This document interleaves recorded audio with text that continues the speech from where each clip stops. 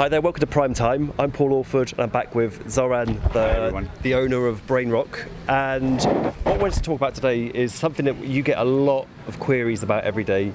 Owners of Forex brokerages and their banking is a disaster. So, there's no other way to put it really, is it? Exactly. But look, first I have to say about Forex that I'm very proud that Cyprus is playing, I think if not number 2, maybe number 3 role worldwide in Forex industry. And now we are in a phase that this is not a new industry. We have to say that we are in mature phase. Yeah. So we do have big international players, we have these mid-sized players, and we have new startups. I don't think we have it's not like weighted exactly because the business itself is expensive. Obtaining the license is expensive. So most of these firms either they break it or make it, So, and I have to say that I'm impressed. I was on several conferences in London, in Berlin, and Cyprus investment firms, how we call them, are playing major roles on these events. And if you look at the top 5 Forex companies in Europe, 2 of them comes from Cyprus. Yeah, so this is something what is really excellent. And I also am very proud of the fact that there are companies hiring 100, 200, 300 employees. And this is very good for the Cyprus economy. And it's very good for us on the island because you do have some developed industry. Now, the other question is, what is the future of this industry? I think people always love to trade online. Well, it's here now, isn't it? It's not going to go away. You're not going to put the genie back in the bottle. Exactly. But we have other question of regulation because regulation from year to year becomes more tough and tough and tough, and restrictions are more and more and more. So the question is how much these Forex companies will have resources to adapt into the new economy. What is good is that we are not expensive as London is. So even here having the Forex company, the salaries of these guys are also related to performance evaluation and their performance. So they don't cost like in London. Probably they cost 2-3 times less in a basic salaries, easy. Or in Switzerland, So as an example, the head of compliance in Switzerland has an annual salary of 250,000 netto. And in Cyprus probably 50 or 60, I don't know, maybe even less. So this is our advantage in Cyprus, that even if they have certain issues or turmoil or certain question marks, still they don't cost like if they move somewhere else. And this is very good. On the other side, I have to say that these guys are facing daily issues with the banks, daily issues with the clients, but this is for clients. I'm not worried because this is their business, this is their job, and if they have mechanism of control and compliance and AML, I don't see any issues. But as much as we have developed the industry as such, that much we did not educate the banks on what we are doing. And this is the huge issue. I know only a few banks in Cyprus offering bank accounts for Forex companies. Provided you pass their due diligence, that takes between 6 and 7 months. So in 6 to 7 months you can open an account anywhere else. You will not stay in Cyprus and wait for the Cypriot bank to come and tell you you are approved. So at the end of the day, what is happening? Most of the big players, they have accounts throughout the Europe, and they do settlements and business through the European banks. And simple OPEX costs like salaries, rents, and this stuff they do through the Cypriot banks. And it's a shame because then the Cypriot banks are losing margins and commissions on fees that they should make. They don't get any private banking because if they go to Switzerland or Germany or Liechtenstein, yes, they will be able to use their accounts, but they will have to put some money on private banking as well. So this is my first question. Sorry to interrupt you, but why does it take so long? Well, my son is 17, so next year he will be eligible to go in driving school. So probably he will start driving at the age of 18 and a half and 19. So meaning the same is with the banks here. They did not educate themselves in what business we do. When you talk to Cypriot banks about Forex, they will have, oh, not go, oh, yes, go. There is nothing in between. But life is in between. There is nothing in life, yes or no. Everything is in between. There is no black and white. That's not life. So I don't think that on one side they have a pressure from the regulator on compliance procedures, AML, etc. What I understand. But on the other side, if you have a pressure from the regulator and you cannot handle this pressure, then why you are in the business? open perimeter or Sheftalia shop, I don't know. So the same thing is like when they're telling you in banking, it's a high risk. Yeah. It's fine. Can be low risk, mid risk, high risk. This is not the issue. The issue is how you're managing your risk. How you're managing high risk. Have you ever heard of any bank in Cyprus to send their compliance team to the Forex broker to review the documents? No, why not? Why? They cannot drive from Limassol to Nicosia, sit with these guys in compliance, see if they're equally educated as you are, check the files, and then make a decision. No, for 6 months, mails are going back and forward. Send me this one, send me that one. Then, as a client, you need some time to gather these all documents. But I don't see the point. Why? If you want to do business together, why cannot come to your office and see what your clients are doing? You come to my office in the bank and you see how the compliance. I mean, it's a normal thing. It's like these politicians that are solving the issues for 40 years here on the island, and they meet once in 5 years. I mean, how are you going to solve some issue if you are meeting someone else once in 5 years? And time is passing by. So that's why we are losing. I think the banks in Cyprus are losing a huge portfolio of fees they should generate and deposits and new business because of just them being not enough encouraged to do the job they're paid for. So that's it. There's 2 points there really I'd like to pick up on. The first one is, and you can correct me if I'm wrong, in London, for example, it's very common to see someone working for the FCA and then going to work in the city, we'll call it, or the private side, and back and forth. So you get that. You have both experience. But it's not catch in Cyprus, because here in Cyprus, if you work for the regulator, you work for the rest of your life. You go 8 to 1. You sit there. You have some kind of security. If you go out of this box of the public sector, you go to the private sector, then you might lose the job, and that's not good. And just for our future business as well, we love the regulator. So I've never had a problem with them. The best. But I met him a few times.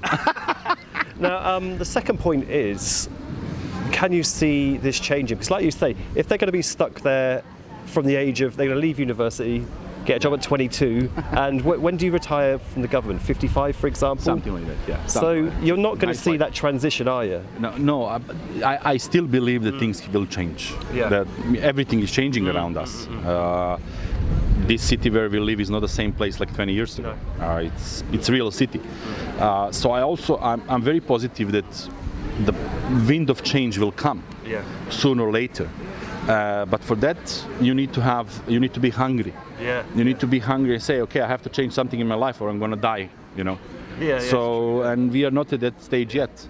So, but I find people only do that when it's terminal. You know what I mean? They look back, they see all of this that they should have done 10 years ago. Exactly. So, sorry for interrupting you. The point is that we all have to change, not only the regulator.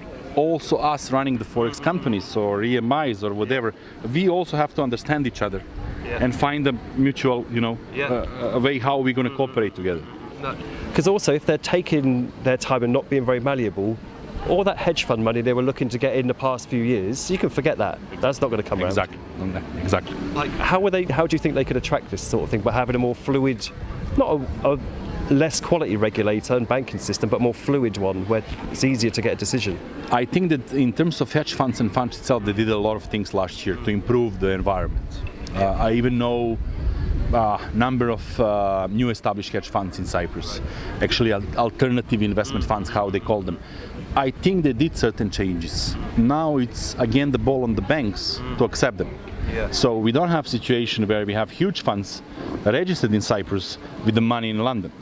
This is not good. Money should be also in Cyprus, and the whole thing should be in Cyprus.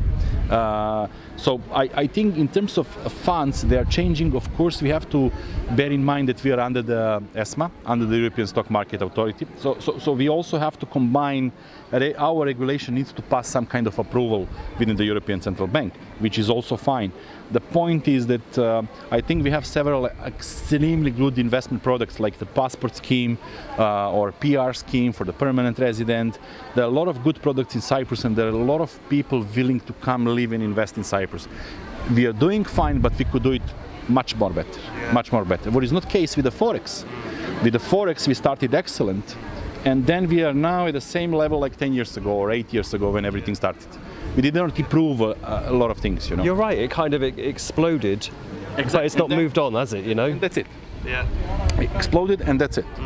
But you know, I'm very proud when I watch. I love football. You know, so if you watch a Premiership or Spanish league, and then you see every second club in London, in Britain, has a sign of one Cypriot forex company. This is excellent. I love it. And even the British, they don't know there is the Cypriot company. So what I'm saying is that these people are serious. They are investing serious money.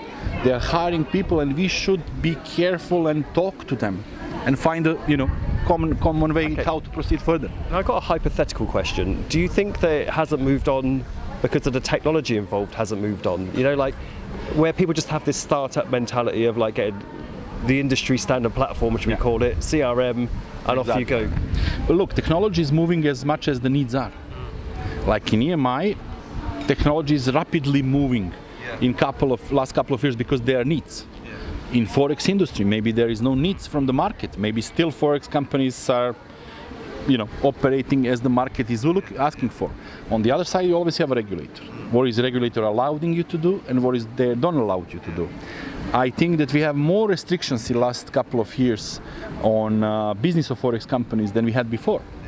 I don't think that when everything started in the first couple of years, we had any new amendments, any new restrictions from the regulator. Now we have. You cannot do this, you cannot do that. And that's also very linked to the banks and very linked to the technology and expansion and everything, Okay, now I've got a bit of a bad analogy, but it might work. Is it like, for example, if you've got an EMI, would it be like putting a turbocharger on an old horse? You know what I mean? If you had like an FX brokerage, with a standard setup. Exactly. With this, it's kind of reinventing yourself, open up another market, and you've got to look to move to the next 10 years now. You can't just sit there with the industry standard platform and just keep pushing the same old story. I very much agree with you. You know what's the good point about forex companies? This industry has been built by young generation, by young guys. But they get lazy. Of course, with money you get lazy. You sit, drink beer in 4 seasons, so that's how it goes. But still, the people that works for forex company, I can even recognize them on the beach. I can recognize them. They're full of energy. They're buzzing. And this is the good point for them, because even though they get lazy and they make good money, that doesn't mean they forget to do something tomorrow, something else. And I see, as I mentioned to you last time, a lot of forex companies are moving into EMIs. Some of them are considering opening digital banks. A lot of them are setting up new hedge funds, investing new portfolios, following the market, and this is good. Just at certain stage, they will have to sit down with the regulator and the banks together, and they have to find a common way forward, what they're going to do together. This is something what is the only missing part, is that one. No, I think this could be a real dynamic economy if there was that. But I think politicians, like anything, are the problem. Exactly. Because they don't understand how industry works. They're politicians. They've been a politician all their life. Exactly. But still, you see, the London doesn't produce anything. They don't have sea. They don't even have good weather. But still, it's financial capital of the world, and people go there to do finance business. So I don't see the reason why Limassol or any other place in Cyprus would not become the capital of forex business in the world. Especially a lot of Cypriot forex companies are also owning entities in New Zealand or Hong Kong or any of these Caribbean islands or Seychelles. So they do provide their service through other entities as well, directly or indirectly. But still, that means they're committed to the business industry as such. It's up to us now to see how we're going to keep them happy and get them involved, spending more money into technology, into human resources, into people, education, and this will shape our economy as well. Now, one of our first videos we done, we talked about Brexit and the outcome of that. Do you think it'd be possible for Cyprus to become like the Hong Kong of this region, or would the EU with its own regulations stop it? Unfortunately, no. My opinion is no. But I'll tell you why. I think that as a part of European Union, we're important as much as hemorrhoids are important on our ass. I don't think that, honestly speaking, anybody cares about us. I don't think that we make even less than 2% of GDP of European Union. So, in that sense, for us, if we leave European Union, I don't think anybody will notice. But still, I don't think we can do it, and I don't think it's a smart idea. I think we have to use the advantage of being part of the global market. We became, with European Union, we became part of the global market. But I don't think that we can play major role in something different. And if you see the geography of Europe, you have Cyprus, well known for forex business, international corporates, holding companies. Then you have Malta, well known for gambling companies. They have excellent licensing system there for the gambling. Then you have Estonia developing into the crypto area, and all these smaller economies. Then Germany or France, they will have to find their niche. Now, if we found this niche, if that's forex or funds or whatever, then we have to do our best to become the best in this industry. But I don't think that moving out from European economy is realistic, and that anybody, I really personally would not like this to happen. You know, I think that Britain is a different story, and I'm very, as I mentioned to you last time, I'm very positive, and I'm happy that everything will be fine with the Brexit. And but for Cyprus, it's very important to keep both links open with the Britain, that are our historical links, and with the Europe that is our, you know, our today. So that's it. All right, let's wrap it up there. So, any owners who are looking to expand their banking knowledge or get an EMI or whatever, look into the future, come see Zoran.